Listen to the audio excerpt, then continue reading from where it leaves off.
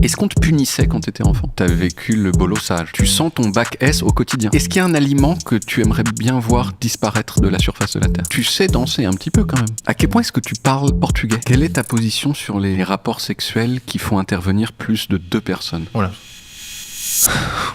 On passe vite du coq à l'âne Ouais. dans Small Talk.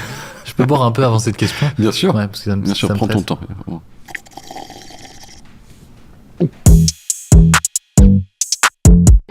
Et t'as des petites lingettes Pour les lunettes, ouais.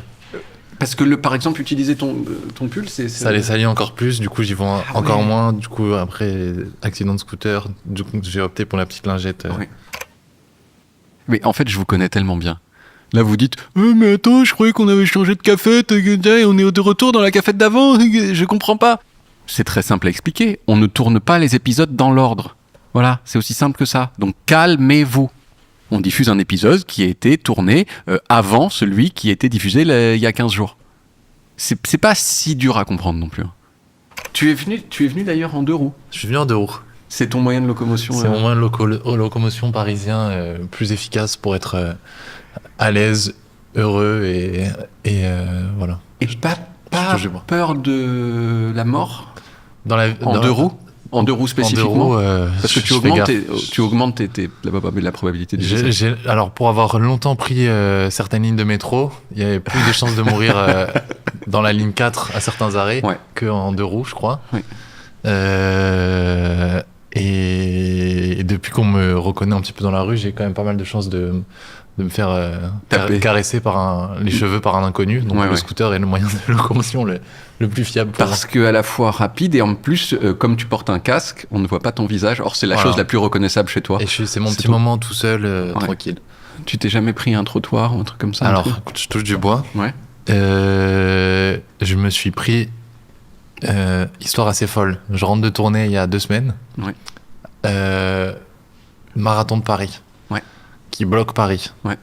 Donc je prends un taxi, on fait 1 heure de taxi, on est au même endroit. Ce qui n'est pas le principe du taxi à la base, qui est censé te ramener chez toi. Oui. Donc je prends un petit city scoot, je mets ma valise entre mes jambes, la valise se cogne contre un poteau, qui se cogne dans mon genou, 6 points de suture au genou gauche. Mais après, et du coup j'ai fait des dates de tournée avec des points de suture, mais ça va. J'ai survécu. C'était les premiers points de suture de son existence ou pas? Non, j'en ai déjà eu. Ouais. On m'a tiré dessus à plusieurs reprises. Donc ça fait. Est-ce que c'est que de la douleur le point de suture ou il y a une volupté du point de suture? C'est-à-dire? Je sais pas.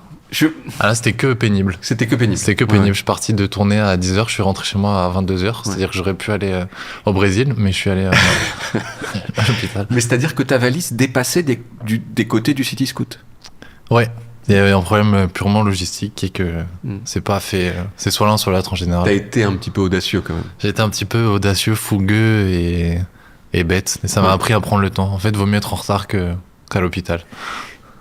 J'ai envie de rester un petit peu sur ce thème des moyens de transport. Ça a commencé le small talk? Ouais. Ah oui, ok. En fait, c'était pas forcément prévu que ça ait commencé, mais là, je crois que ça a complètement commencé. Ouais, je suis trop content. Quand est-ce qu'il y a un moment où tu dis genre non mais attends là on m'a caressé les cheveux trop souvent dans la ligne 4, c'est plus possible?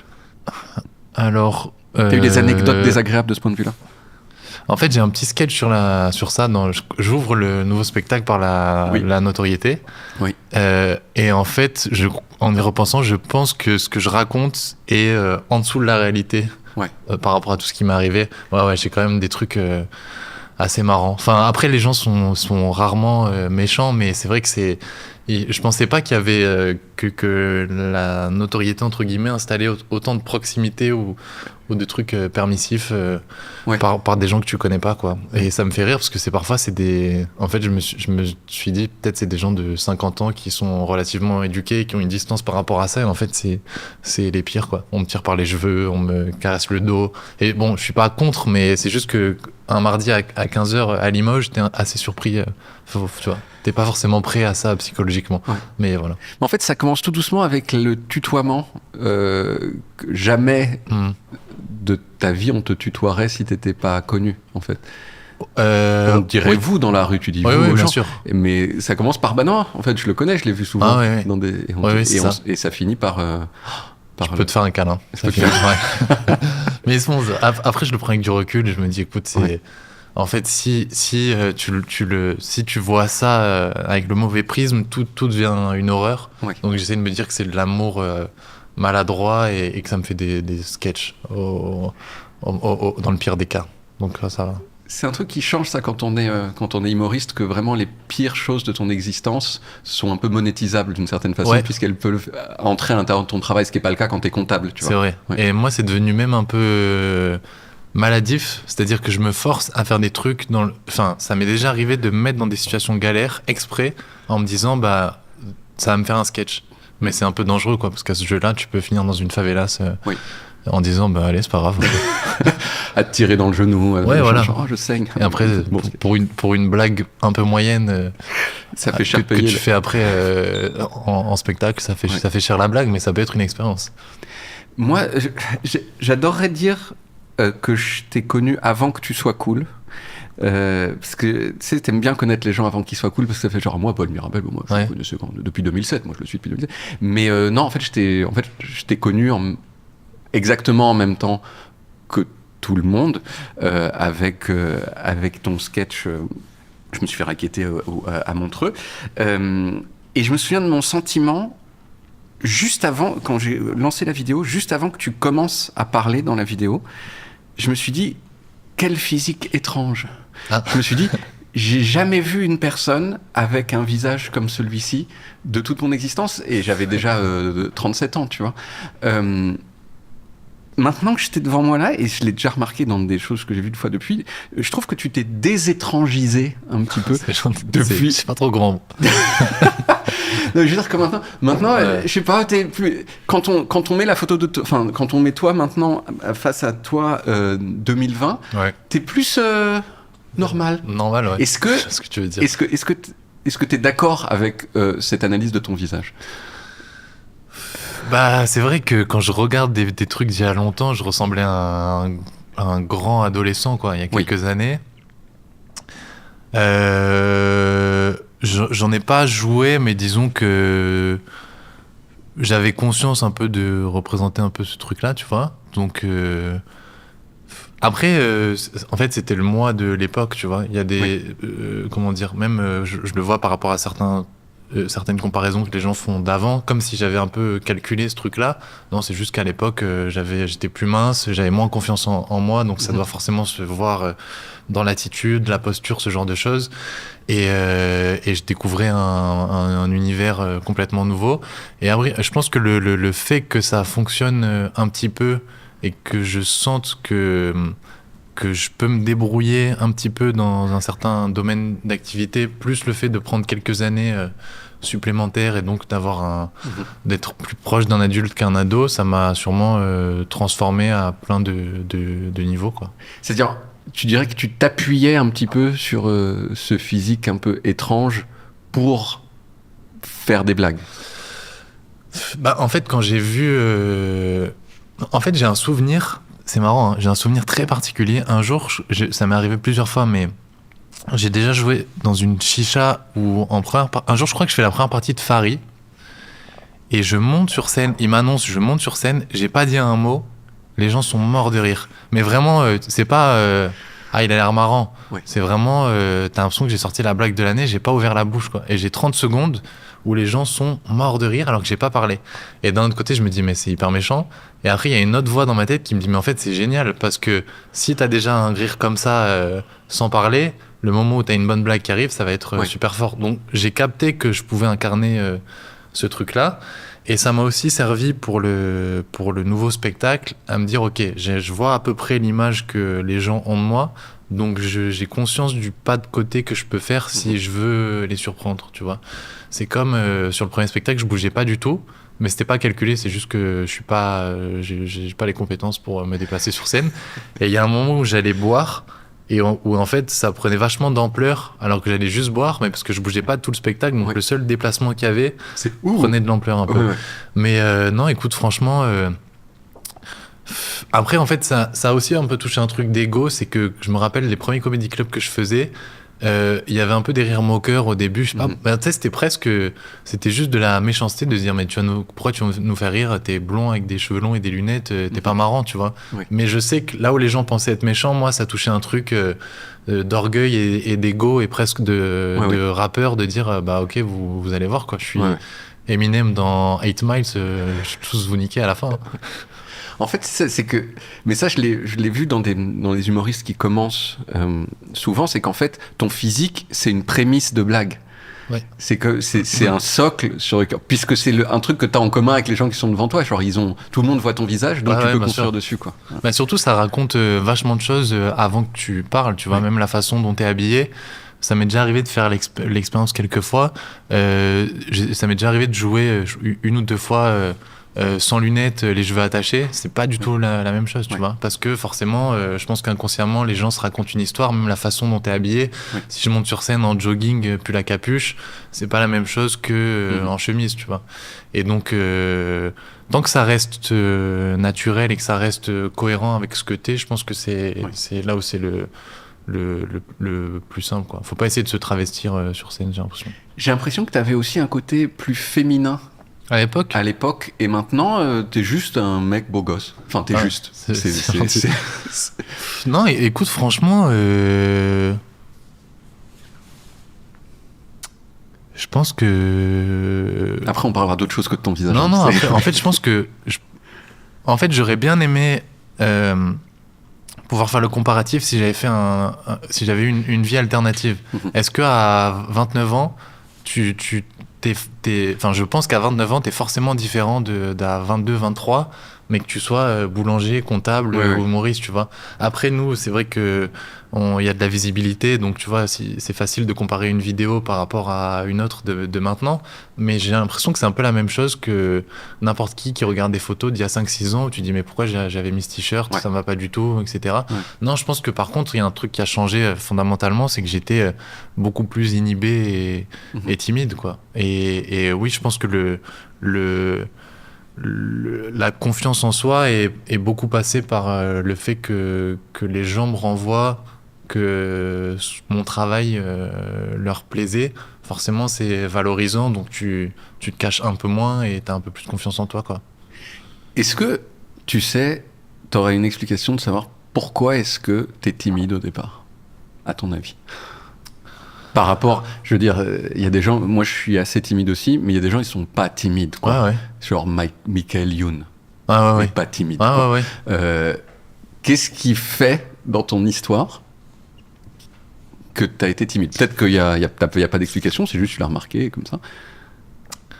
Alors j'ai déjà essayé un peu de réfléchir dessus. Je sais pas si c'est un semblant de réponse, mais comme j'ai un petit frère autiste qui du coup lui prenait un peu de place sans le vouloir, tu vois, je pense que ça a dû jouer dans le processus, que je me mette un peu en retrait en me disant je veux pas me faire remarquer, sachant que déjà il y a quelqu'un dans ma famille qui prend de l'espace. J'ai pas envie d'être un problème supplémentaire.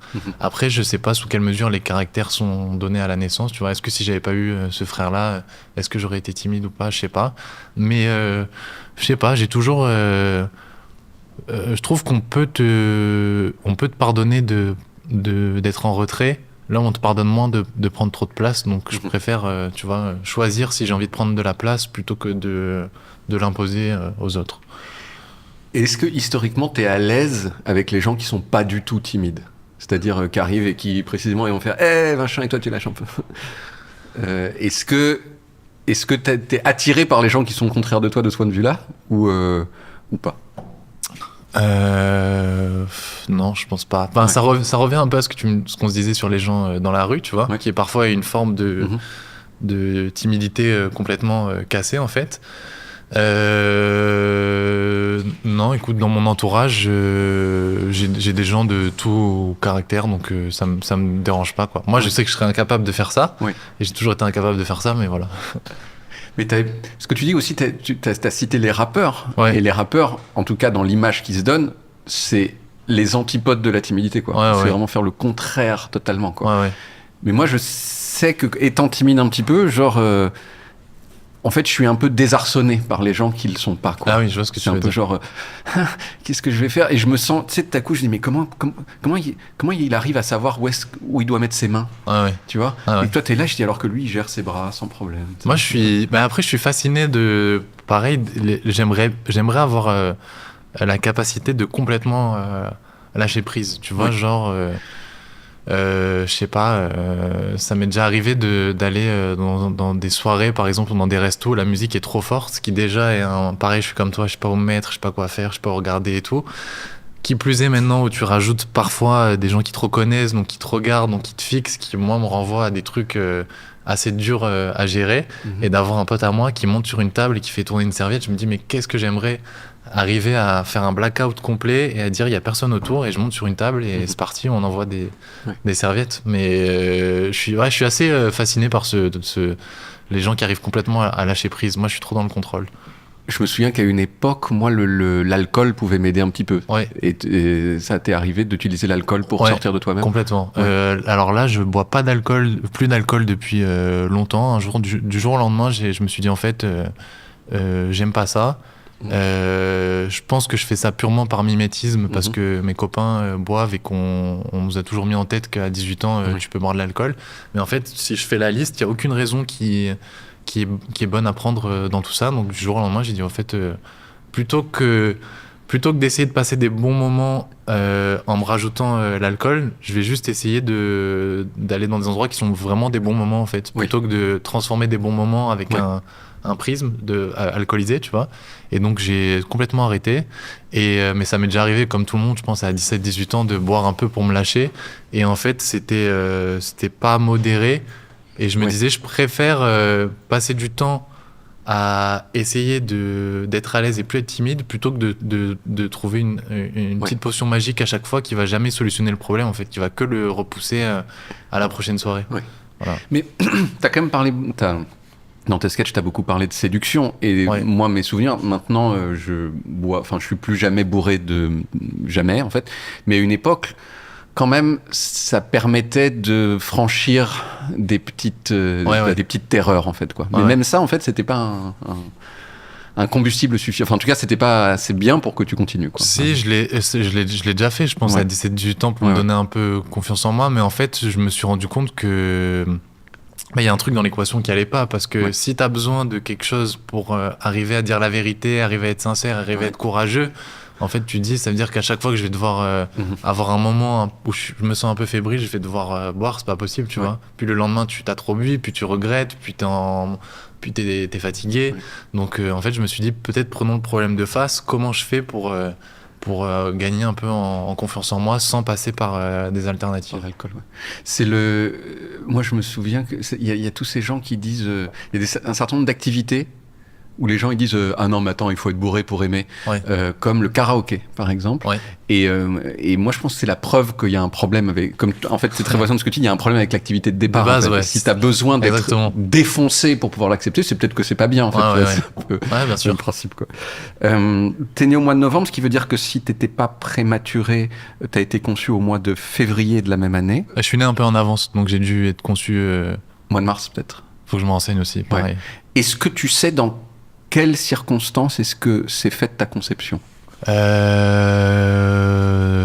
une conception stable, je pense. Normal. De bons appuis. Je crois. Non, je crois que ça faisait longtemps que mes parents voulaient avoir des enfants. Novembre. Mars. Après, j'ai pas de souvenir précis de ma vie avant mardi dernier, je te cache pas. donc ça, là. Mais sinon, non, je crois normal. Je suis arrivé à Montpellier, tranquille. On t'a dit des choses, on t'a raconté des anecdotes ou des choses précises sur ta naissance? Est-ce que tu étais déjà de grande taille? Je crois que je suis né, j'étais grand, j'étais pas très gros, et je crois que il me semble il y avait un petit risque pas que je survive pas, mais j'ai dû être assisté un peu les premiers jours, quoi. Ah oui. En couveuse ou quelque chose comme ça. Oui. Donc voilà. Parfois je me dis que c'est peut-être un peu grâce à ça que je suis un battant sur certains trucs. Voilà. Peut-être à cause du caractère prématuré de ta naissance. Ouais, c'est possible. Oui, c'est ça. Ouais. C'est-à-dire qu'on t'a fini ta grossesse dans une boîte. Enfin, ta mère a fini sa grossesse. Exactement. C'est quoi le premier souvenir de toute ton existence? Alors, tu viens de dire que c'était mardi dernier, j'espère pas, sinon... Non, ok. Alors, je sais pas si ça te le fait. Parfois, il y a des trucs, tu dis, est-ce que je l'ai inventé ou est-ce que je l'ai vraiment vécu? Oui. Je me suis fait opérer des yeux petits.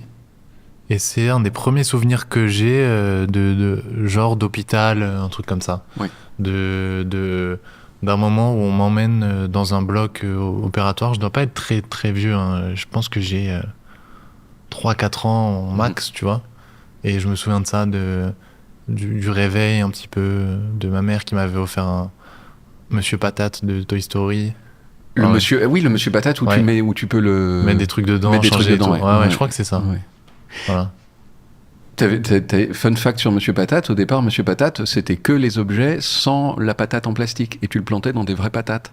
D'accord. Voilà, ah oui, okay. Petit fun fact. Okay, je me suis permis, comme j'avais cette information à disposition, je me suis dit que j'allais te la transmettre. T'avais 2 ans et demi lors de la Coupe du Monde 98. Oui. Est-ce que t'as le moindre souvenir? Non. Zéro. Non. Premier souvenir de foot, je crois que c'est... un truc un peu flou, c'est Coupe du Monde 2002. Ouais. Et vrai souvenir figé, c'est Arsenal-Barcelone un peu avant. Ouais. C'est la même année. Je crois que c'est juin 2006. Ouais. Voilà. Donc j'ai 10 ans. Est-ce que t'as été triste à un moment de te dire tiens, je me souviens pas de la Coupe du Monde de 98? Genre, j'aurais tellement aimé. Je me dis j'aurais tellement aimé, mais pour plein de raisons maintenant avec du recul. Pas de téléphone. Première fois que ça arrive, et je pense de ce que j'ai entendu des gens qui l'ont vécu, une vie beaucoup plus légère pendant X mois après, où en fait il n'y a pas de problème et la France est championne du monde. Et après j'ai été un peu soulagé qu'on l'ait gagné en 2018, donc je me suis dit j'ai eu la chance quand même de vivre ça une fois dans ma vie, et en me disant qu'il y a des gens qui connaîtront jamais ce sentiment parce qu'ils sont nés au Danemark, avec tout le respect que j'ai pour le Danemark, mais je pense pas qu'ils gagnent la Coupe du Monde dans les prochaines années. Ils ont pas été en finale d'un Euro, le Danemark, ou une demi-finale? Non, je sais pas, c'est possible, mais je pense pas. Ça fait. En tout cas, il y aura Mbappé sur leur chemin si un jour ils osent arriver en. Ils essayent de faire ça. S'ils essayent de tenter ce truc. Ouais. Mais donc ça m'a soulagé de l'avoir vécu un peu. Est-ce qu'on te punissait quand t'étais enfant? Oui, je pense. Ouais. Franchement, éducation cool, je pense, mais avec certaines limites à pas dépasser. Ouais. C'était lesquelles? Le manque de respect pour quelqu'un, l'intolérance à certains comportements, les mauvaises notes aussi. T'étais pas très fort? Si, non, pas... ça va, à l'école, franchement, globalement, jusqu'à un certain âge, ça allait. Après, je pense que je me suis pris tous les problèmes de l'adolescence d'un coup, qui fait que l'école est devenue accessoire. Mais comme beaucoup d'ados, j'ai l'impression qu'il y a un moment où tout prend trop de place et tu dis, bon, allez, les maths, on verra après. Déjà, j'essaye d'être bien dans ma peau. Ouais. Non, je crois que j'ai eu des bonnes notes et jusqu'au lycée, à peu près. Après, c'était un peu plus dur. Mais... ou peut-être quand juste certains principes d'éducation assez basiques qui font que j'ai dû me faire gronder quelques fois, mais j'étais assez sage. J'ai pas fait de crise d'adolescence et tout. Je crois que de ce qu'on m'a raconté, j'ai vraiment été assez chill toute ma vie, quoi. Et fluide. Tu te souviens de la première blague qui t'a fait ultra rire, genre comment c'est drôle et comment tu jouis de la tête tellement c'est drôle? Alors dans les deux sens, je me rappelle un jour me battre avec un de mes 2 petits frères, se disputer, dispute d'enfants, et je crois qu'il pleurait, et à un moment je sais pas comment me dire est-ce qu'il pleure ou est-ce qu'il est en train de rigoler en lui faisant une blague, et donc d'avoir transformé un truc qui aurait pu valoir de me faire gronder et de m'embrouiller avec mon petit frère à en fait juste on est 2 frères qui rigolent par terre, quoi. Donc je me rappelle un peu de la première blague que j'ai fait.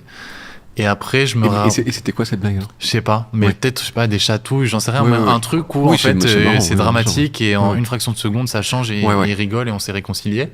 et c'est pas si grave que ça. Et après, je crois que ça doit être... j'ai l'impression que c'est la première fois que je vois le spectacle de Gad Elmaleh, où je me dis, mais c'est extraordinaire ce qu'il fait. Ce monsieur, j'habite à Montpellier, j'ai 9 ans, et il me raconte qu'il va chez Ikea, et je trouve ça extraordinaire, quoi. Alors que je suis probablement jamais allé chez Ikea pour l'instant, je sais même pas ce que c'est, mais il décrit un truc chez moi, j'ai l'impression de l'avoir, alors que peut-être non. Ah, ou sinon peut-être c'est un peu avant, alors peut-être, pardon, je t'ai dit une bêtise, je crois que c'est Astérix Mission Cléopâtre, qui doit être plus 2002, 2003, quelque chose 2002, comme ça. Ouais. Et je pense toutes les blagues, pas de construction, pas de palais, pas de palais. Ça me fait rire. C'est trop bien. Franchement, il y a des trucs qui parfois tu te dis, la vie est quand même cool quand il y a certains trucs à disposition. D'accord. Ça c'est la blague du mec très très sûr de lui et qui va trop loin dans le fait qu'il est sûr de lui, qui n'arrive pas à le gérer, quoi. Le meilleur cadeau de ton enfance, un cadeau qui t'a retourné la tête. Le ballon de foot Nike Total 90 jaune. Je sais pas si tu as la référence, c'est très précis. Je crois que c'est un ballon qu'ils ont ressorti il y a quelques mois. Ouais. Ça doit être 2006, pareil, un ballon de foot jaune avec des bandes violettes autour. Incroyable. Et c'était un ballon officiel de quelque chose ou... Ouais, je pense que c'était un ballon Ligue des Champions ou quelque chose comme ça. Oui. Et j'avais l'impression d'être Ronaldinho. Je passais des heures dans mon jardin de foot, à jouer au foot tout seul et à me dire, mais c'est génial, en fait, c'est un jeu sans fin. Je peux jouer toute la journée, le jeu il se termine jamais, quoi. Oui, c'est très vrai. Ouais. C'est fou, j'ai une histoire très voisine. Moi, mon grand-père, il avait un magasin à Paris de sport, c'était son travail, et il avait donc des prix pour avoir des produits Adidas. Ouais. Et il avait eu le ballon de la Coupe du Monde 90. D'accord. Et je me souviens exactement de ce même émerveillement de en gros, tu touches le même ballon que Maradona, c'est le même, c'est ça, et donc tu es un peu lui, quoi. C'est celui que tu vois à la télé. Ouais, exactement. Ah ouais, tu le ranges, tu veux pas qu'il s'abîme. Ouais. Ah ouais. Mais donc c'était pas une console de jeu, pas un truc, c'était un ballon, quoi. Ouais, et en plus je me rends compte que tu vois, c'est comme pareil, je pense que j'imagine que je pense que ma mère m'a acheté des Harry Potter petits, et en fait c'est des trucs qui ont l'air simples, mais en fait je sens maintenant l'impact que ça a eu dans ma vie d'avoir eu la chance qu'on me suggère un peu et qu'on me pousse à lire des livres et à m'inventer des histoires dans ma tête. Je me rends compte que c'est les cadeaux les plus simples, entre guillemets, qui ont le plus changé ma vie sur certains aspects, quoi. Un ballon de foot et un livre, après c'est parti pour des années d'aventure extraordinaires. Tu te souviens de la première personne sur laquelle tu as fantasmé ? La dernière, je m'en rappelle très bien. La première. Ce qui est... attends. Dans quel sens ? Dans le sens sentimental ou dans le sens... Ce qui se passe généralement dans l'enfance, c'est que ces deux choses sont un peu mêlées, quoi. C'est-à-dire tu fais « Ah, j'aimerais bien lui faire des bisous, mais en même temps, ça me peut chatouiller. » Je réfléchis. Alors, en termes purement fascination pour quelqu'un, je pense que Ronaldinho, très vite. Dans le sens, en fait, pour moi, c'était un personnage de dessin animé. Ouais. C'était un gars avec il avait pas le physique de tout le monde. Il faisait comme ça avec des grandes dents. Il était trop fort. Et on a l'impression qu'il s'amusait quand il faisait son travail. Mm-hmm. Donc moi, je me disais, je suis Ronaldinho, je veux sourire toute ma vie et jouer au foot et être content. Mais t'as jamais franchi la frontière du désir avec lui ? Avec Ronaldinho, je pense pas. Non. Okay. T'as jamais eu de désir pour Ronaldinho ? Non. Ouais. Après, en termes de désirabilité, je sais pas. Ça peut être un peu... C'est vrai que l'enfance, c'est peut-être un peu exagéré, mais ça peut être le... Ah si, attends, GG. Je pense que c'est Padmé dans Star Wars. Padmé dans Star Wars ? Padmé dans Star Wars, dans le 2. Je vois pas, j'ai envie de voir... Nathalie Portman. Nathalie Portman, ouais. Qui joue Padmé Amidala, la princesse. Mais spécifiquement, Nathalie Portman incarnant ce rôle, en fait. Bah alors à 7 ans, j'ai pas eu l'occasion de la croiser dans Montpellier hors de ce rôle. Parce que la plupart des gens, ils vont dire genre Nathalie Portman, et toi tu dis non, c'est une sous-catégorie de Nathalie Portman qui incarne Padmé. Ouais. Et pareil, j'ai repensé aussi il y a pas longtemps. Je crois qu'on m'a très vite mis devant les James Bond, mais genre très tôt, hein, genre trop à 6 ans quoi. Ouais. Tu vois, je sais pas pourquoi. J'ai eu un flashback il y a pas longtemps de me dire mais je regardais James Bond à 6 ans et j'ai l'impression que le profil de James Bond, c'est que c'est quand même un gars en smoking avec dans chaque film une meuf très jolie et qui est là juste pour manifestement servir le désir de James Bond. Oui. Et ce qui est très bizarre d'ailleurs comme conception. Quelquefois, je crois qu'elles ont des compétences quand même. Oui, mais plus dans les vieux, vraiment, à part être jolis, ils leur ont malheureusement mis aucune compétence, quoi. Oui, et donc il y a peut-être eu 2-3 Alberi ou un truc comme ça, mais je vais mettre ce truc de désirabilité sur Padmé et Nathalie Portman. C'est plus pur. Oui. C'est plus pur. Ouais. Est-ce qu'il y a un instituteur ou une institutrice qui t'a marqué, enfin beaucoup quoi, dont tu te souviens et tu fais genre en fait je serais pas la même personne s'il n'y avait pas eu cet instituteur ou cette institutrice. Eh ben écoute, je crois que quand j'ai je me suis fait opérer des yeux, donc ça doit être, alors je sais pas, pareil je le situe pas très bien, mais j'ai eu après pendant quelques temps un cache sur l'œil pour corriger un strabisme. Oui. Et je crois que j'étais en grande section et que du coup j'y voyais rien en fait, que je me cognais partout, tous les meubles et tout, et ce qui est pas hyper agréable quand t'as 5 ans quoi. Et on avait des exercices de dessin et je me rappelle précisément qu'un jour la maîtresse a pris mon dessin, l'a déchiré en disant c'est de la merde, mais comme si je faisais pas d'effort quoi. Alors vraiment c'est comme si j'avais dessiné comme ça, tu vois. Et je me rappelle qu'un des autres élèves qui était censé être un de mes camarades de classe s'était aussi moqué de moi. Et je m'étais pris pareil, un truc d'apprentissage de la vie, ah ouais, en fait, parfois, t'as l'impression que tu fais des choses bien, et en fait, tu croises juste des gens méchants, donc la vie se passera pas tout le temps comme tu veux. Mm-hmm. Et en plus, ce même camarade s'était moqué de moi, alors que je crois que la récré d'avant, c'était mon pote. Donc je m'étais dit, ah oui, en plus, tu peux te faire trahir par des gens que t'aimes bien. Donc premier apprentissage de la vie qui est... même si tu as l'impression de pas déranger et que tu mets toute ton énergie dans le fait d'être le plus discret possible et de juste rester dans ton coin, tu peux avoir des gens pas très gentils qui interfèrent. Mais voilà, c'est le premier souvenir, c'est une maîtresse qui a pas compris que de en fait, mauvaise qualité. Ouais, enfin, je sais pas si c'est de mauvaise qualité et je lui en veux pas, mais parce que ça m'a éduqué sur le fait que parfois il faut se prendre des petits murs pour avancer, mais de me dire ah oui, c'est pas hyper gentil, j'ai un cache sur l'œil, j'y vois rien et en plus vous me déchirez mon dessin, on va se recroiser dans quelques années, maîtresse. Attendez que je sois en CM2, ça se passera pas de la même façon. Et quel était le nom du traître? J'ai plus. Mais... Tu sais plus où il est aujourd'hui? Non, si je sais pas la ce vie qu'il lui devient a rendu j'ai vraiment le truc de, mais Ok. on était censé être un crew. Je pensais qu'on allait marcher dans les rues de Los Angeles en bombant le torse dans quelques années. Mais là, le truc, c'est que la personne qui dirige l'autorité avait dit il est nul. Ouais. Et donc il a fait moi aussi, je trouve ça nul, c'est ça. C'est vraiment le truc, je pense que c'est dans les Simpsons, tu sais, où ils se retournent, ils font comme ça. C'est très triste comme histoire, c'est vraiment triste. Ouais, mais après, tu sais, je me dis, bon, ça forge. Hein. Mais c'est bien ce que t'as dit quand même, genre non, mais c'était peut-être pas forcément, c'était peut-être une bonne chose qu'elle me fasse ça, qu'elle m'humilie publiquement. Mais c'est vrai que si tu tires le truc, c'est genre non, mais il a eu raison de me poignarder dans le visage parce que du coup, ça m'a appris que les couteaux, ça fait mal. Mais je te promets que je vois toute ma vie de cette façon-là. Ouais, depuis quelques années, en fait, je me dis, à part des choses, et encore, tu vois, même des trucs dramatiques, etc., je me dis, c'est que une leçon de vie pour que ça aille mieux après et que tu sois mieux armé après. Ouais. J'ai eu tellement de trucs où je me suis dit, ah ouais, en fait, sur le coup, ça peut être dur, mais en fait, ça m'a juste servi à être plus fort quelques années après. Comme Sangoku, tu sais, dans Dragon Ball, quand il y a un ennemi super fort, il perd, après il va s'entraîner, il revient, il est encore plus fort. Bah voilà, je le vois que comme des expériences comme ça.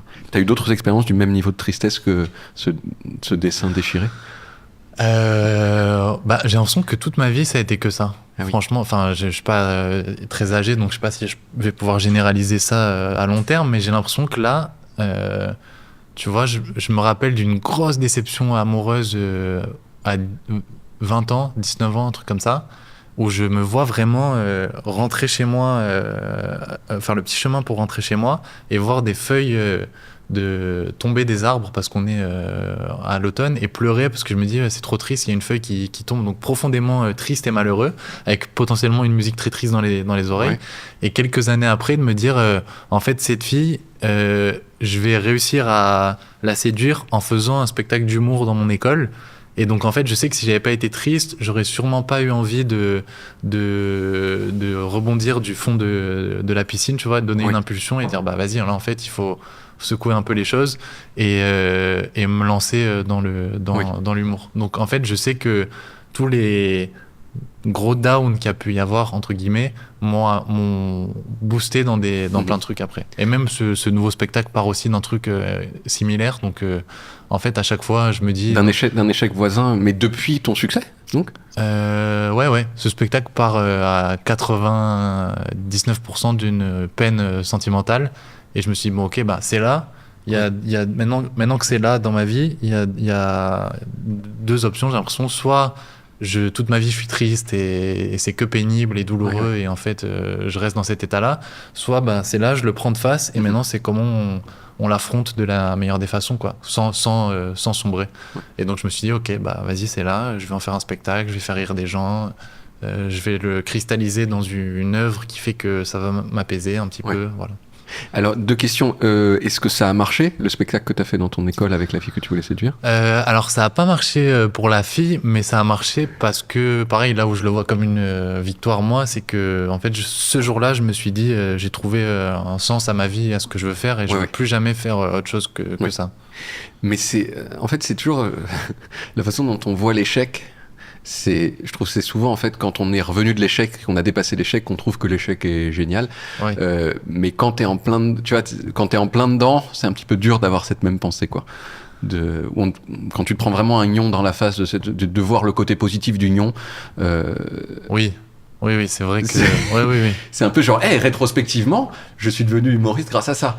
Mais c'est longtemps après, quoi. C'est-à-dire que mais j'ai quand même foi dans le fait que tout te sert un peu, tu vois, comme dans, je sais pas, comme dans un jeu vidéo, genre t'as trouvé un objet au début du jeu, tu te dis putain ça me sert à rien, et en fait tu le ressors 5 ans après et ça tu vois, ça boucle une pièce du puzzle qui manquait. Tu dis si j'étais pas passé par là, je serais jamais arrivé là. Est-ce que tu cherches du coup les situations genre handicapantes et difficiles dans la perspective de pouvoir les dépasser pour pouvoir ça, c'est peut-être le niveau au-dessus, quoi. Bah, écoute, j'ai un peu pareil. On me l'a fait remarquer parce que je m'en rendais pas compte. Mais j'ai compris que j'étais. En fait, ça a longtemps été un complexe, mais je crois que je suis plus courageux que ce que je pensais. C'est-à-dire que, je sais pas, je me vois il y a 5-6 ans, je faisais 5-6 comédie clubs par soir et j'allais tout seul au fin fond du 93 jouer dans des chichas, qui sont un environnement des plus hostiles, tu vois. Donc t'as vraiment des gens qui sont là avec des t-shirts Philippe Plein trop petits, en train de fumer, tu fais tes blagues, t'entends comme ça, et les gens sont pas là du tout pour rire, et je me suis dit, bon bah en fait si rit là, après je vais pouvoir faire rire partout, tu vois. Et donc j'avais un petit côté inconscient, mais à chaque fois je me disais je veux me mettre dans des situations compliquées, enfin c'est un peu cette phrase dans le sport, entraînement compliqué, match facile, quoi. Et donc j'aime bien pousser mes limites et voir jusqu'où je peux aller. J'aime bien la difficulté, franchement j'aime bien me mettre dans des bourbiers un peu, très honnêtement. T'as cité un truc très méchant qu'on t'a fait, la maîtresse et ton ami qui te trahit. Est-ce que toi tu te souviens de faire des choses méchantes quand t'étais enfant ou jeune adolescent? Peut-être au collège, tu vois, des comportements d'autres ados plus sur deux, où tu dis en fait là, si je le prends avec du recul, t'es juste mal à l'aise et tu le transposes sur quelqu'un d'autre, mais je t'ai rien fait, il n'y a aucune raison que tu te comportes mal, pourquoi tu te comportes de cette façon-là, tu vois. Et donc je pense des gens, tu sais, qui... un truc qui m'a longtemps complexé, c'est pareil, des gens qui jugeaient sans qu'on se soit parlé, par exemple. Du style, je veux pas être ton pote, alors qu'on s'est jamais parlé, et je suis sûr qu'on aurait plein d'affinités si on prenait le temps de discuter un petit peu. Donc j'ai souvent eu l'impression d'être dans cette posture-là. Après, méchant, je pense, comme tout ado, peut-être j'ai dû avoir un mot au-dessus de l'autre à un moment donné face à quelqu'un potentiellement plus sensible et délicat que moi, et j'ai dû le regretter immédiatement, mais je pense pas avoir été méchant. J'espère pas. Et toi, tu dis donc au collège, t'as vécu le bolossage.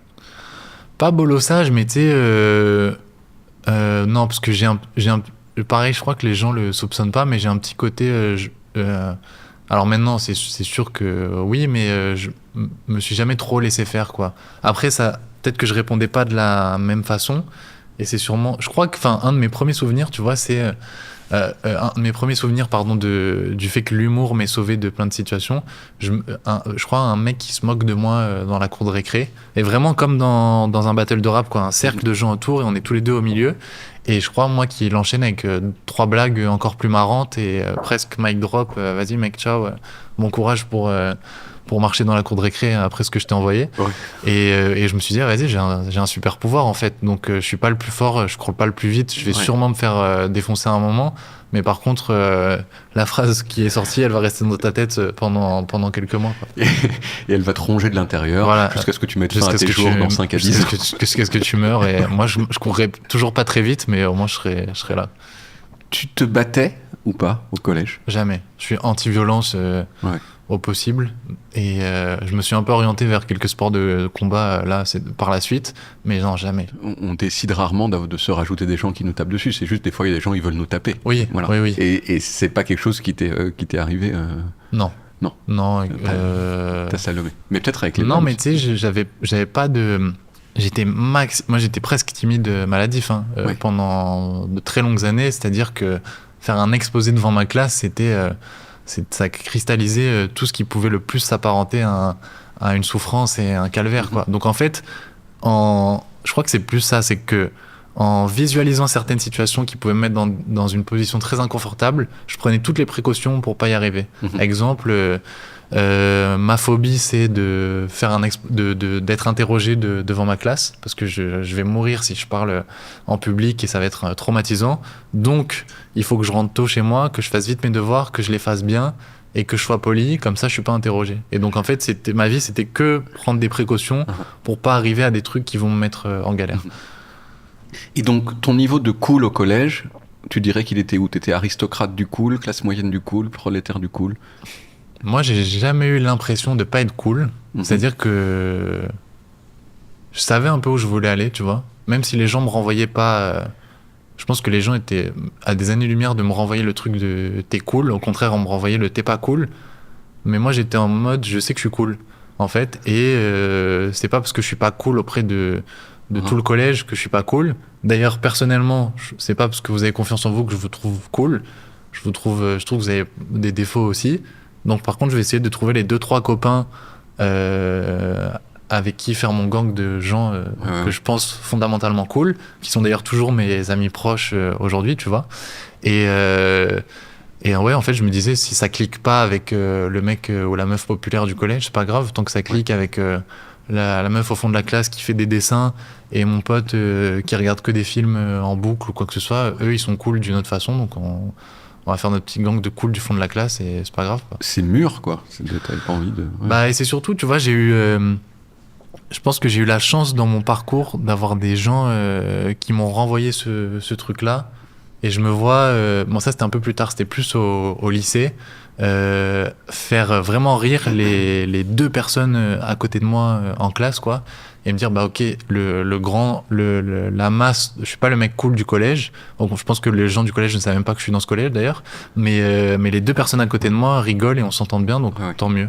Je sais pas si on ira plus vite, mais on ira plus loin ensemble. Est-ce que, à cette époque, ou depuis d'ailleurs, tu t'es pris des râteaux frontaux ? Ça m'a désarçonné. Bah ouais. Alors là, je pourrais faire un livre et 14 documentaires sur ça. Ouais. Tu te souviens d'un râteau en particulier que t'aurais envie de nous raconter ? Ouais, j'en ai... mais ça, c'est... Ouais. Mais écoute, pareil, ça, je me suis dit, punaise, c'est dur. Mais à chaque fois, je me dis, en vrai, c'est quand même un peu marrant, quoi. Oui. Un jour, oh, mais ça, c'est. Ma vie, c'était rato life. Mais je sais pas où ça clochait, mais ça clochait à un moment donné, tu vois. Je me rappelle une fois aller acheter un bouquet de fleurs pour une fille mais c'était il y a pas si longtemps que ça, c'est ça qui me fait peur. C'était il y a 6-7 ans, tu vois. Oui. Mais j'étais quand même adulte avec des responsabilités et tout. Oui. Et je me vois vraiment aller devant le cours Florent parce que je savais qu'une fille qui me plaisait bien finissait ses cours à cette heure-là avec un bouquet de fleurs que j'avais acheté au préalable parce que j'avais étudié les fleurs préférées en amont et tout dans mon coin. Et j'arrive, je lui dis tiens, c'est pour toi. Et elle était au téléphone, je crois. Elle a dit non merci et elle est partie. Et moi j'étais genre comme ça avec mon bouquet et tout. Mais il y a vraiment eu un truc, c'est de genre attends, je suis occupé et je pars quoi. Comme si tu lui avais dit est-ce que vous avez une minute pour parler du sida. Je crois qu'elle m'a dit on verra ça plus tard. Qui est une phrase vraiment que tu dis à ton propriétaire quand il dit est-ce que je peux passer relever le compteur, bah on verra ça plus tard. Mais que tu dis clairement pas à quelqu'un qui t'a ramené des fleurs. Et ouais, et je m'étais vraiment vu genre on verra ça plus tard, ok, c'est pas grave. Mais tu vois, ouais, c'est triste, mais je crois que j'en ai fait une blague quelques années après, tu vois. Donc oui, en fait, c'est vraiment comme si ce que tu racontes, c'est comme si tu étais un sans-abri qui proposait, tu sais, les petits magazines sans logis. Tu vois. Non. Ouais, exactement. Pas de... Mais écoute, je suis tombé sur une phrase il y a pas longtemps dans un livre qui dit la comédie, c'est comédie égale drame plus du temps. Oui. Et en fait, je me suis dit, ok, ces trucs-là, sur le moment, c'était douloureux, mais j'ai la chance folle de faire un métier où c'est dans un coin, c'est dans un bloc-notes, et potentiellement, dans quelques années, ça fait un truc où il y a beaucoup de gens qui vont en rigoler. Et c'est pareil, encore une fois, la base et l'origine de ce nouveau spectacle part que de trucs quasiment douloureux, et où maintenant, je suis en mode, bah, vas-y, les gens rigolent, tant mieux, quoi. Merci, en vrai. Merci pour ce qui m'est arrivé, parce que je peux aller faire des spectacles en Suisse et en Belgique grâce à ça, donc c'est super. Oui, c'est beaucoup plus drôle. Enfin, le râteau est beaucoup plus drôle que l'absence de râteau, en fait. Attends, ça me fait penser à une phrase. Je crois que c'est une phrase de Nekfeu qui m'avait marqué quand je me l'avais écouté, qui dit le pire dans la vie. Il dit le pire dans la vie, c'est pas qu'il t'arrive quelque chose, c'est qu'il t'arrive rien. Et voilà. Et après, je crois qu'il y a même un truc religieux, pour en avoir discuté avec certains potes croyants, qui disent que si on te met des épreuves dans la vie, c'est que on s'intéresse à toi, et il faut là où il faut s'inquiéter, c'est quand on te met pas d'épreuves dans ta vie. Je sais pas si je crois que c'est globalement ça le principe. Ouais. Pas les mots exacts. Pas les mots exacts, mais... tu te souviens de ta première guélan? C'est un mot que j'utilise qui veut dire languer, qui veut dire... Pendant un court moment, ça a été cool ce mot et je l'ai juste gardé. Rouler des pelles. Ta première guélan. Je pense que c'était plus un bisou. Je crois que j'étais en 6e, sortie scolaire à Palavas-les-Flots, qui est la petite plage à côté de Montpellier. Ouais. Bus scolaire. Ouais. Soleil, plage et tout. Et je me rappelle être au fond du bus et un pote à moi qui tend une serviette. Donc tu vois, entre deux potes à moi qui tendent une serviette pour faire une petite chambre, et juste un bisou avec la fille que j'aime bien, et de me dire en fait Palavas-les-Flots, c'est génial, quoi. Mais tu m'étonnes. Et c'est encore génial maintenant, en fait. Oui, c'est toujours génial, ouais. Mais vive les sorties scolaires dans des bus, ouais. Mais ouais, ça c'est quand même c'est un truc de mec cool, ça, quand même, d'être le mec qui embrasse au fond du... Non, mais c'était tard dans l'année, je pense qu'elle avait dû prendre un petit coup de soleil sur la nuque, elle savait plus trop... Je pense qu'elle avait pas trop bu, et que... Enfin, elle avait pas bu assez d'eau, ou je sais pas, elle a dû avoir un couac dans son système pour qu'elle s'oriente vers moi, mais écoute, voilà. Ouais. T'allais à des booms, ou pas? Ou on disait plus boom? Alors, je sais pas si on disait boom, mais... Non, boom, c'est fini? Ouais. C'est pas fini? Non. Si. Si, on allait à des booms. Oui, si, peut-être un... Ouais, j'ai dû... Alors, j'en ai fait... dansé des slows, dans des booms. Ouais, mais pareil, moment traumatisant. Je sais pas comment j'ai fait pour traverser... Traumatisant, Ouais. Bah, tu sais, quand t'es timide, et en plus moi... j'ai un peu ce truc en fait, c'est assez paradoxal, mais je déteste qu'on me remarque, vraiment. C'est-à-dire que même sur scène, enfin, alors les gens, souvent, non, mais tu vois, les gens disent c'est pas possible alors que tu montes sur scène, mais sur scène, c'est autre chose. T'es protégé, il y a une distance, etc. Mais dans la vie, vraiment, j'ai du mal à ce qu'on me remarque. Et pourtant, je fais 1m91. Donc, en fait, il y a plein de soirées où vraiment j'ai la tête au-dessus des gens comme ça. Oui. Et où c'est dur d'être discret, tu vois. Si je pouvais être tout petit dans un coin et faire mon slow, je le ferais. Et donc, ouais, j'ai dû le faire. Mais pareil, c'est des âges où t'es pas à l'aise avec toi-même. T'es encore moins à l'aise avec les autres. Et tu te retrouves collé à quelqu'un que tu connais pas. C'est trop bizarre, quoi. Donc, j'ai dû faire, mais pareil, moment délicat. Ouais. Moment pas bien. Ouais. Mention au bac? Mention assez bien, mais pareil, écoute, je l'ai compris que quelques années après. En fait, j'ai fait un bac scientifique parce qu'on m'avait un peu mis en tête que c'était la meilleure section, etc. Ce qui est déjà trop bizarre de trier un peu des... Enfin, je crois que maintenant, il y a d'ailleurs plus de sections. Et donc, j'ai passé 2 ans à faire des maths et de la physique, alors que je hais les maths et la physique et que j'étais nul. Et ça m'a appris... Et par contre, j'ai eu des bonnes notes en ça au bac, à peu près. Enfin, je suis parti genre j'avais 5 de moyenne et je suis parti à 15 en bossant. Et ça m'a appris que, en fait, avec du travail, tu peux solutionner pas mal de trucs et que c'est très enrichissant de faire un truc pour lequel t'es pas fait. Tu vois, c'est-à-dire que de 1, ça m'a appris que je voulais clairement plus faire de maths et de physique dans ma vie. Et ça m'a aussi appris que même un truc qui a l'air compliqué, si tu le travailles et que tu t'y plonges dedans, tu vas pouvoir t'en sortir. Et après, ça s'est revérifié avec d'autres expériences plus tard aussi. De trucs pour lesquels j'étais vraiment pas bon et juste en bossant, ça m'a aidé. Ou des trucs que j'aimais pas faire et je me suis rendu compte que, en fait... c'est en faisant des choses que tu veux pas faire que tu arrives à t'orienter vers des trucs qui te plaisent vraiment. Tu sens ton bac S au quotidien? Ouais, je pense que ça m'a donné un petit esprit logique, ouais. T'as fait des petits boulots? Ouais. T'as fait quoi? Pas beaucoup, hein. Alors, j'ai eu la chance de vite faire des blagues. J'ai fait... Je sais pas s'il y a prescription sur ce truc. J'ai fait des enquêtes de satisfaction à Roland-Garros. C'est-à-dire que j'avais une petite tablette et je devais aller voir des gens pour les interroger sur est-ce qu'ils ont aimé ou pas, et du coup à la fin faire une moyenne de satisfaction sur Roland-Garros. Sauf qu'au bout de 3 personnes, j'ai vite compris que je pouvais inventer des gens et que j'avais juste à mettre n'importe quoi et que je pouvais aller regarder des matchs de tennis. Donc je pense qu'il y a eu une enquête à un moment donné à Roland-Garros qui est erronée. Si vous regardez ça, Roland-Garros, il y a une année, il y a une enquête qui ne marche pas. Et après, pareil, un des trucs que, tu vois, qui n'ont pas l'air ouf sur un CV, mais qui en fait m'a vachement servi. J'ai été vendeur chez Abercrombie, aussi surprenant que ça puisse paraître. Et je me rappelle d'un déclic qui m'a vachement aidé sur scène, qui est qu'on avait une période d'essai de genre 2 mois, donc pendant laquelle tu savais pas si t'étais conservé ou pas, et où j'avais vendu vachement de trucs parce que je m'étais donné à fond. Et à la fin de la période d'essai, je vendais plus de t-shirts parce que je savais que j'étais pris. Et je me suis rendu compte que j'étais payé exactement la même chose, que je travaille bien ou pas bien. Et en fait, je me suis dit, j'aimerais bien trouver un métier où si je travaille beaucoup et si je travaille bien, je suis peut-être un peu plus valorisé que si je travaillais pas.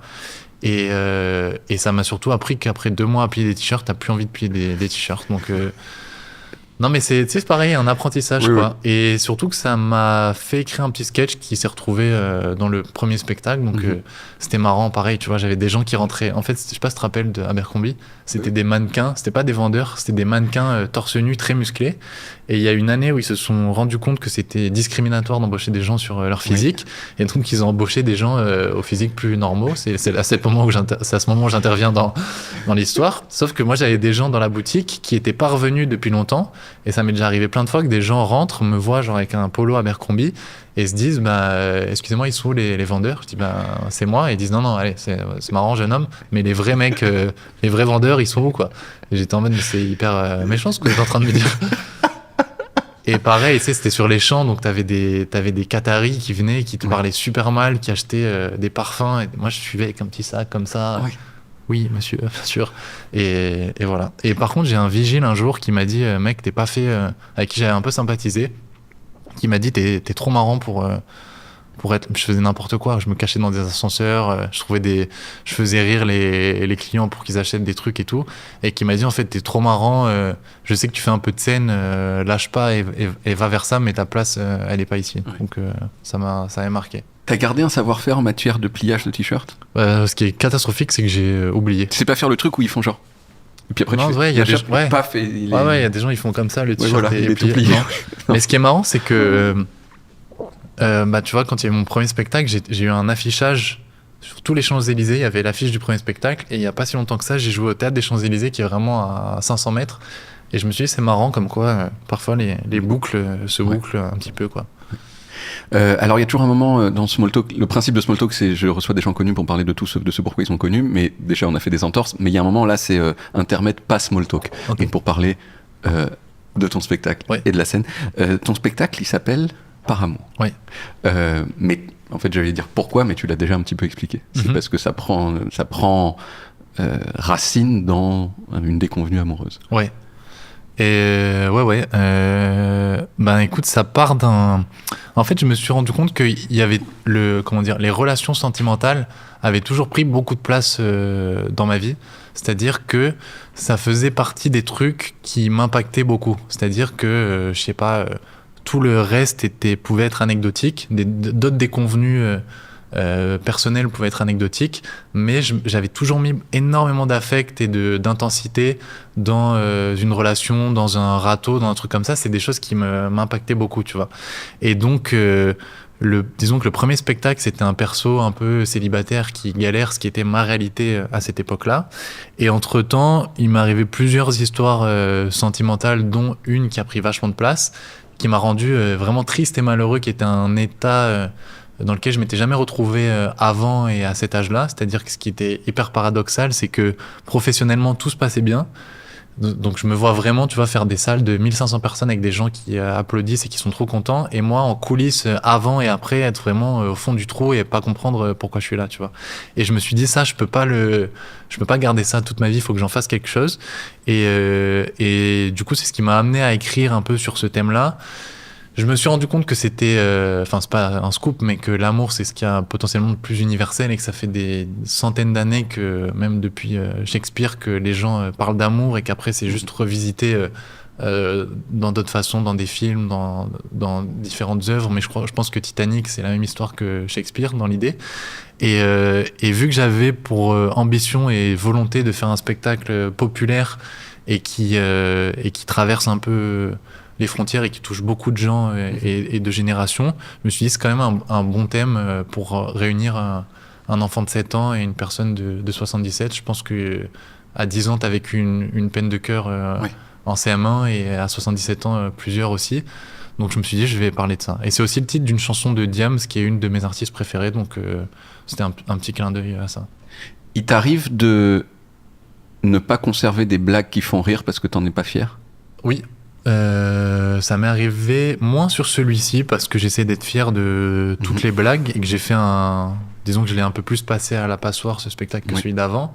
Celui d'avant, tu vois, par exemple, tu peux faire rire avec un gros mot parce que c'est surprenant en fait et que dire une insulte à un instant où tu t'y attends pas, c'est marrant. Ça peut marcher dans certains contextes, mais abuser de ça, je trouve pas ça gratifiant. Après, c'est mon ressenti perso et ma façon de voir les choses, et il y a très certainement d'autres gens qui vont dire en fait ça rigole donc je vais le garder, mais moi j'essaie de me dire si j'assume pas la blague, je vais pas la faire. Tu vois, ça m'est arrivé qu'il y ait des trucs qui marchent mais qui correspondaient pas vraiment à ce que je suis, donc je les ai pas gardés. Voilà. T'as dit très souvent, tu l'as déjà d'ailleurs répété là, que quand t'as commencé à faire du stand-up, tu faisais jusqu'à 6 comedy clubs par soir. Tu faisais le même passage à chaque fois ? Pendant un temps, oui, parce que j'en avais qu'un.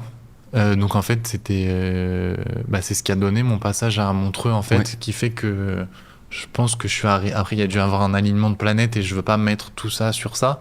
Mais en fait, j'avais tellement répété que c'était vraiment à la virgule et à la respiration près. Ouais. Et après, un exercice que je faisais qui m'a vachement aidé à construire le spectacle, c'est que je me disais, en fait, un spectacle, si tu le découpes, allez, disons que c'est 1h10, ça fait 7 fois 10 minutes, à peu près. Uh-huh. Donc, ça veut dire que si tu joues 7 fois dans la soirée, t'es censé pouvoir faire 7 passages différents. Et je voyais beaucoup de gens qui jouaient plusieurs fois, mais qui faisaient le même truc. Et je me disais, ce serait bien que je me mette ce défi de me dire, bah, allez, je fais 5-6 comedy clubs par soir, mais à chaque fois, j'essaye de faire un passage différent. Et si à la fin de la soirée, j'y suis arrivé, c'est que j'ai quasiment un spectacle. Mais après, encore une fois, c'est ma façon de concevoir le spectacle. Et il y a des trucs du spectacle qui sont difficilement faisables en comedy club, tu vois. Tous les spectacles ne sont pas découpables, etc. Mais moi, je me mettais ce petit défi. La fin de Small Talk, la dernière partie de Small Talk, c'est toujours, ça s'appelle en vrac. C'est-à-dire que là, c'était un tout petit peu chronologique. Maintenant, ça cesse d'être chronologique. Okay. Qu'est-ce que tu penses des gens en retard ? En retard à quel niveau ? En retard au rendez-vous, par exemple. Eh tiens. Ouais, mais genre vraiment en retard ou 5 minutes ? 5 minutes, à mon avis, on est dans l'acceptable, quoi qu'il arrive. Sauf, il y a un certain nombre de choses où non, c'est pas acceptable 5 minutes. Par exemple, je sais pas, une opération chirurgicale importante, des choses comme ça. Mais non, disons un peu plus, genre, tu sais, un quart d'heure, 20 minutes, tu vois. Ça m'exècre au plus haut point. J'ai du mal. En fait, j'ai des potes à moi qui sont comme ça. Et tu sais que tu te manges une demi-heure de retard. Mais là où c'est problématique, c'est parce que moi, je suis de la team très à l'heure, voire en avance. Ouais. Et donc, ça crée un... c'est gentil, merci. Merci beaucoup. Ça crée un décalage de 45 minutes. Donc maintenant, j'ai trouvé une technique, c'est que je donne un faux horaire aux gens qui sont en retard. Mais après, parfois, je relativise, je me dis, allez, lui, je l'aime comme ça parce qu'il est en retard. Voilà. Mais ça, c'est un peu relou parfois. Mais surtout parce que c'est injustifiable, en fait, du point de vue du mec qui a une demi-heure de retard. C'est-à-dire, tu dis quoi ? Tu dis, non, mais parce que, désolé, j'en ai rien à foutre. Enfin, c'est la seule... Sauf s'il y a une excuse. Oui, mais c'est si rare. C'est si rare qu'il y ait des vraies excuses. Quoi. C'est genre, je suis désolé, il y avait des problèmes dans le métro. Quel pourcentage de ton retard ça explique les problèmes dans le métro ? 5%, 10%, 15%. Si c'est pathologique, c'est compliqué. Mais après, ça dépend... je sais pas, ça te le fait, ça ? Ça dépend qui c'est aussi. C'est-à-dire que si c'est ton pote qui a une demi-heure de retard, c'est pas grave. Oui. Mais si on te dit, punaise, il y avait 50 Cent sur un événement, il a eu une demi-heure de retard, tout le monde va dire, bah normal, c'est 50 Cent, quoi. Ouais. Il était sûrement dans une guerre de gang ou en studio avant, c'est pas grave, c'est même presque un peu cool. Donc, ouais, tu crois qu'il respecte les... Non, il a sa propre loi. 50 Cent, Est-ce que tu mets les petits V bleus de confirmation sur WhatsApp ? Non. Non, parce que... Est-ce que c'est par lâcheté, on pourrait dire ? Non, c'est parce que... Pourquoi j'ai enlevé ça ? Pour pas qu'on voit que t'as lu le message. Parce que ça met une forme de pression, je trouve. J'ai pas envie que mon téléphone me mette un coup de pression. Déjà qu'on s'en prend suffisamment dans la vie. Ouais. Si en plus t'as ton WhatsApp qui balance, qui dit « Ah, tu l'as vu ?» Surtout que... Non, en fait, j'aime bien me dire non. Laissez-moi la liberté de répondre quand je veux. Mais tu l'as tout de même. Même avec les V bleus. Tu peux dire genre, j'ai vu ton message. Oui, mais ça peut être mal interprété. C'est-à-dire que quelqu'un peut dire tu l'as vu et tu me réponds pas, alors que tu peux juste... comment je peux dire ça ? Je sais pas, parfois je lis des trucs et je sais que je vais y répondre, mais un peu plus tard. Oui. C'est pas parce que je l'ai vu maintenant que je dois répondre maintenant. Oui. Voilà. Mais après, il y a de toute façon, il y a... il a été connecté à tel moment, genre... Ça, j'ai enlevé aussi. Ah ouais ? Ouais. On voit rien, quoi. Non. Non, j'aime pas... Non, pareil. Comme ce que je te disais quand j'étais enfant, je suis discret, même sur WhatsApp. Est-ce que des fois, t'envoies des messages WhatsApp et après, tu les effaces ? Il y a Jérém Nadeau qui a fait une toute petite vidéo là-dessus sur le fait qu'il a envie de... Pas qu'il veut tuer les gens qui font ça, parce que tout à coup, en fait, c'était peut-être un truc sans importance, mais tu l'effaces et tout à coup, tu veux absolument savoir ce qu'il y avait dans le message. Pas trop, mais par contre, ce que je fais souvent, c'est que je fais des notes vocales que je recommence. Mais en fait, je me dis, s'il y avait une caméra qui filmait, c'est trop marrant. Ça fait genre, ouais, salut, c'était juste pour te dire que... Ouais, bonjour. En fait, je me permettais parce que je voulais ça. Et après, tu le refais. Et la dernière version est pas si ouf que ça en plus. Oui. Donc, tu sais même plus ce que tu voulais dire au début. Est-ce que ça valait cette version ? Non, je pense pas. Je pense pas. À quel point est-ce que tu parles portugais ? et au Falo Português. D'accord. Et c'est tout. Ça s'arrête là. Ouais. T'as vécu 6 mois au Brésil. Ouais, j'ai vadrouillé 6 mois au Brésil. Ouais. Pareil, apprentissage de ouf de la vie. Ouais. Je me suis retrouvé... j'ai le droit de développer un peu ou... Ouais. Je me suis retrouvé... En fait, je suis parti en échange aux États-Unis le semestre d'avant et je me suis retrouvé qu'avec des gens qui fumaient beaucoup de drogue, qui se couchaient à 6h du mat et qui jouaient au poker.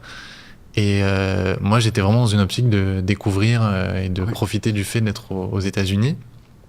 Et donc, je me suis dit, en fait, c'est pas l'endroit où t'es qui fait la qualité, c'est les gens avec qui t'es.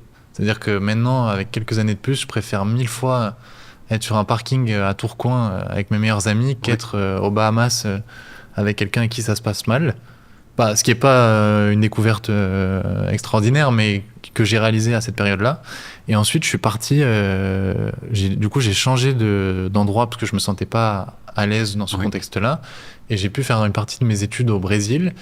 Et là, pareil, je me suis retrouvé à avoir 1 jour de cours par semaine, donc 6 jours à rien faire, en ne connaissant personne là-bas, tout seul, toute la journée, dans un endroit où je parle pas la langue et où je peux pas trop sortir parce que c'est un peu dangereux.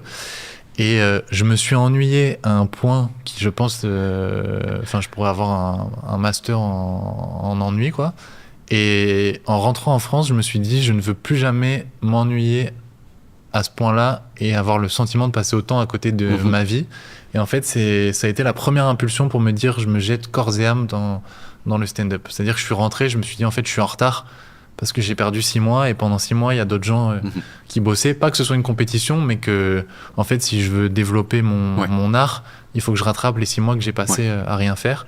Et donc, ça m'a... J'ai comme un mec qui partirait en retard sur la ligne de départ, quoi. Je me suis dit, il faut vraiment que je cours vite là pour arriver à ce que je veux. C'est le point commun de toutes ces épreuves, de trucs, moments désagréables et qui en fait te donnent des ailes, quoi. Ouais, je le vois un peu comme Slumdog Millionnaire. Oui. Tu sais, je crois qu'à chaque réponse, c'est une expérience qu'il a eue dans sa vie. Je le vois un peu comme ça, ma vie. Je la vois un peu comme ça. Tu dis que tu sais pas très bien te déplacer, avoir des mouvements, mais quand même, t'as dansé. Il t'arrive de danser. T'as dansé à ton gala à Montreux en 2021. Ouais. Tu sais danser un petit peu quand même. Non.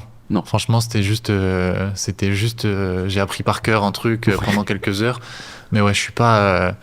J'essaie de travailler cet aspect-là d'ailleurs, via le sport, etc. Mais j'ai quand même des problèmes de grand rigide. Et t'as pas le sens du rythme? Je te permets pas. C'était une question. C'était une question ou un constat?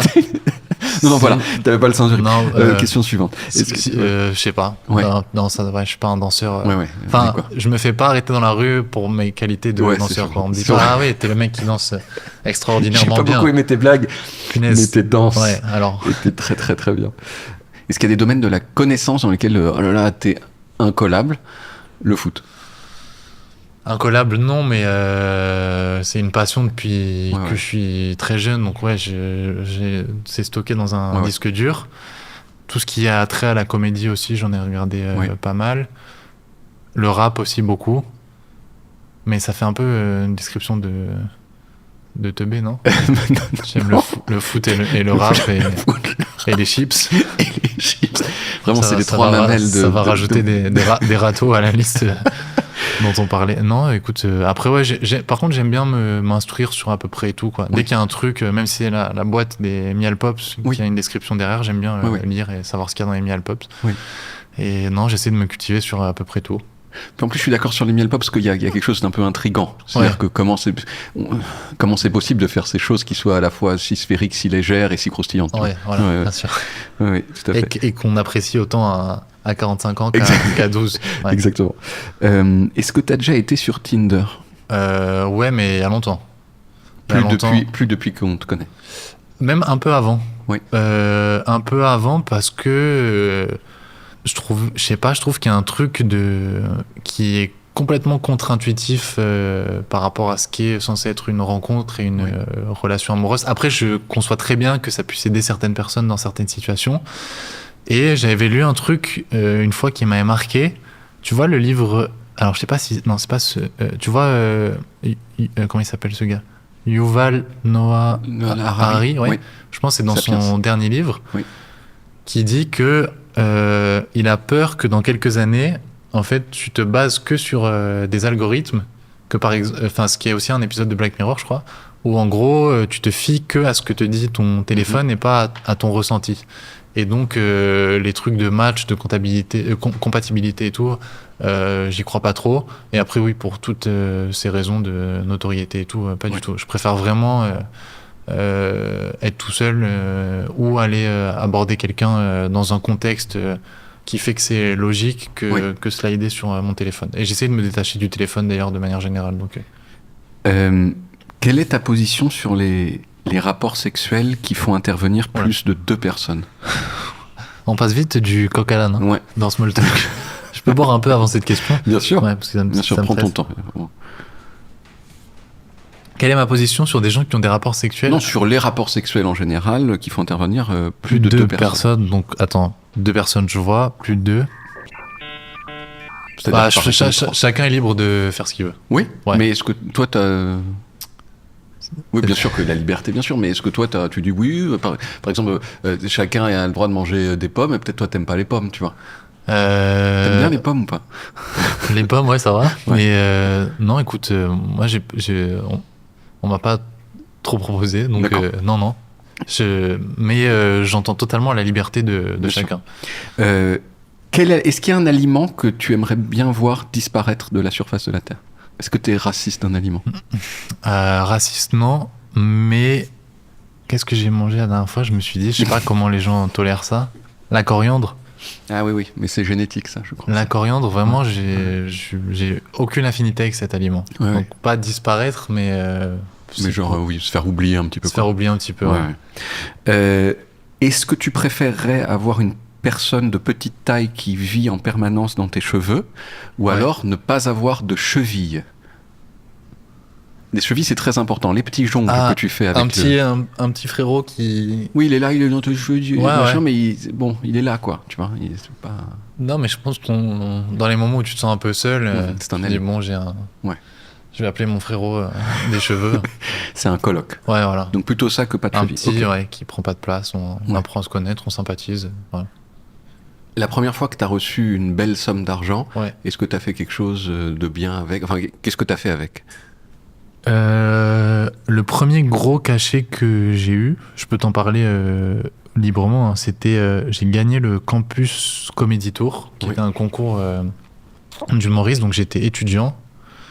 C'était 2500 €, et je les ai mis de côté en me disant, si un jour j'en ai besoin, je vais m'en servir, et c'est ce qui m'a servi quasiment au centime près à créer ma société de production. Donc en fait, je l'ai réinvesti dans ma boîte maintenant. Voilà. Donc en plus, pareil, ça faisait sens, tu vois, de me dire, je l'ai gagné avec des blagues, je vais le remettre dans des blagues.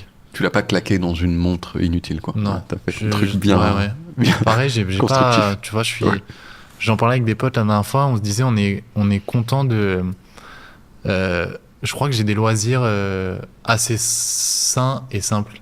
C'est-à-dire que vraiment, tu mets un match de foot, tu mets un abonnement Beansport pour regarder du foot toute la journée et un abonnement dans un club de boxe, je peux m'amuser, quoi. J'ai vraiment pas du tout besoin d'aller en jet privé, je sais pas où, pour être heureux. Donc je suis content à ce niveau-là. T'as déjà eu un profil LinkedIn? Non, je suis assez fier de ça. Je suis assez fier. Et tu sais que je fais trop le mec parfois. Genre, j'ai des potes qui me disent, ouais, t'as vu sur LinkedIn? Et je dis, mais les gars, je sais pas, c'est quoi LinkedIn? Je sais pas comment ça marche. Et apparemment, si tu vas sur des profils, les autres voient que t'es allé sur le profil ou je sais pas quoi. Oui. Et ça me ravit de pas être dans ces problèmes. Quelle a été ta plus grande douleur physique? Oh, wow. Alors, j'ai déjà pris un nombre de bides. J'ai déjà eu des bides dans certains endroits qui font que c'est une douleur que je peux pas te décrire. Ça fait plus mal que n'importe quel coup que tu peux prendre dans ta vie. Faire des blagues, t'as peut-être déjà expérimenté ça, hein, mais devant des gens qui ne rient pas. Oui. Et surtout que tu peux pas aller à la pharmacie et dire j'ai pris un bide, vous aurez un Dolly Bide 500. Et le gars il dit c'était un gros bide ou pas, prenez. Prenez du mille, parce que il prend la température et tout. Restez 3-4 jours chez vous, ça va aller. Ouais. J'ai déjà eu des scènes où tu sais plus trop où t'es après, quoi. Ouais. Donc je pense que c'est ça. Ça te sonne, quoi. Ça te sonne, ouais, vraiment. C'est un Dolibide à étudier. Ouais. Complètement. Ouais. Je suis d'accord. Est-ce que tu reçois des nudes non sollicités? Non. Vraiment? Alors écoute, c'est marrant que tu m'en parles aussi. Tout le monde est convaincu de ça. Mais j'aimerais rappeler aux gens que je ne suis ni Gazo, ni Lil Wayne. Et que vraiment, moi, pareil, encore une fois, j'essaie de me détacher au max des réseaux et de tout ça. Mais je reçois quand même plus globalement des filles de 14 ans qui me disent salut, je suis non, peut-être plus âgé, mais je suis dans un BDE, est-ce que tu peux faire un soutien à la liste Warriors? Ou bonjour, ma meilleure amie va avoir 15 ans demain, est-ce que tu peux lui faire un petit mot? Mais vraiment pas du tout. Est-ce que tu es jaloux en amour? Je suis pas jaloux, mais pour avoir été dans la position du gars célibataire, je sais lire le jeu de mes adversaires. Oui. C'est-à-dire que je suis pas jaloux en mode pourquoi tu parles à un tel ou un truc comme ça, mais je sais me placer dans la tête du gars et me dire je sais ce que toi t'as en tête, mon gars. Voilà. Et tu vas te calmer tout de suite. Ça, je me le dis carrément parce que voilà. Mais je vois clairement dans ton jeu parce que j'ai déjà été potentiellement ce gars-là. Donc me fais pas croire que t'inquiète. Mais après, je suis sûr de mon karaté, comme on dit, donc je suis pas trop jaloux. Est-ce que tu penses à la mort? Ouais. Souvent? Ouais, franchement, ouais. Parce que... Mais après, j'ai parlé avec quelqu'un qui m'a dit un truc qui m'a beaucoup soulagé sur ça. C'est, en fait, la mort, c'est surtout chiant pour les gens autour de toi, mais... Toi, tu t'en rends pas compte parce que t'es mort. Et ça m'a vachement calmé. Je me disais, c'est vrai, en fait, t'es mort, quoi. Mais c'est plus relou pour les gens autour. Mais ça m'a un peu fait rire de penser à ça. Après, j'y pense parce que, en fait, moi, je suis intimement convaincu que j'ai 19 ans. Et après, je vois parfois des gens de 19 ans et je dis, ça va, mon gars, on a le même âge. Et ils me disent, mais mec, pas du tout, en fait, t'as 29 ans et tu sais pas comment marche TikTok, donc reste tranquille. Et donc je me rends compte que la vie passe, que c'est agréable, mais que ça passe et que c'est des choses qui font partie de la vie. Ça me ferait un peu yèche d'avoir une mort nulle. J'y pense souvent, ça, je me dis je peux pas avoir fait autant de chicha et avoir autant couru sur un tapis de course pour manger une pomme-pote de travers, quoi. Étouffé par une pomme-pote. Non, mais ce serait... Ou sinon, il faut que ce soit vraiment marrant, mais... Je touche du bois. Mais ça me fait un peu peur, la mort. Et alors, si tu devais choisir une mort violente, laquelle est-ce que tu choisirais? J'espère qu'on m'a tiré dessus. Qu'il y a une légende autour de ça. Comme Tupac. J'étais j'étais à Las Vegas, j'ai fait un super spectacle, j'avais des chaînes en or, un tatouage... Thug Life et Nick la Police dans le dos et je t'aime maman là pour contrebalancer avec le Nick la Police qui est là. Donc tu diras il était violent mais pas tant que ça. Il avait surtout un cœur tendre et je sais pas que un humoriste rival qui me disait ça c'était hyper marrant, tu m'as vénère et bam il me tire dessus et je meurs et ça passe en boucle sur CNN ou je sais pas quoi. Mais un truc événementiel, mais toute autre mort m'intéresse très peu. Faut commencer par faire les tatouages. Faut commencer par les tatouages et c'est possible que je meure à ce moment-là. Donc ça serait un début de légende. Avec des trucs pas finis, Nick Lap. Paul, c'est fini. Merci, merci mille fois. Il y a un truc, ça fait longtemps que je l'ai pas dit, mais toi t'as dit des choses dans Small Talk là qui peut-être manquent à ta fiche Wikipédia. Donc, si jamais vous voulez ajuster la fiche Wikipédia de Paul Mirabel grâce à cette interview, vous pouvez, et vous mettez cette interview en source, et comme ça, le savoir universel augmente grâce à vous. Merci beaucoup. C'est marrant, parce que sur mon Wikipédia, ils sont vraiment arrêtés à une année. C'est-à-dire qu'il y a un gars qui était très précis, et après il a dit à partir de 2022... Il a changé de taf, quoi. Et c'est même pas qu'il y a des choses fausses après, c'est qu'il y a rien, c'est ça? Ouais. Mais genre, Mais donc, si vous voulez. Mais après, bon, c'est pas. je n'ai pas non plus une carrière méga longue et intéressante au point d'avoir un Wikipédia, mais peut-être compléter avec des trucs. Voilà, de 2022 à 2025, vous faites le travail. S'il vous plaît, reprenez le rôle de ce monsieur qui est peut-être décédé d'ailleurs. Voilà, on l'espère peut-être pas, en faisant Wikipédia. Merci beaucoup, Paul. C'était gentil. Merci. Bon bah cet épisode il est fini, va y avoir plein d'autres épisodes et si vous voulez être sûr d'en manquer aucun, eh bien cliquez sur le bouton qui permet de vous abonner à Smalltalk. Après je sais que s'abonner c'est un choix personnel, donc je vais pas vous forcer, mais si j'étais vous, je le ferais, c'est tout ce que je dis. À dans 2 semaines, parce que c'est tous les 15 jours, ok ? Bon bah moi je me casse, hein ? Faut que je tank.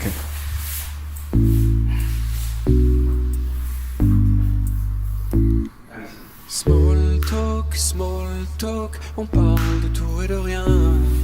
Small talk, wow, quelle est la taille de ton chien?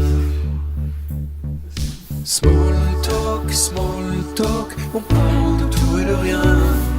Small talk, wow, tu prends des douches ou des bains.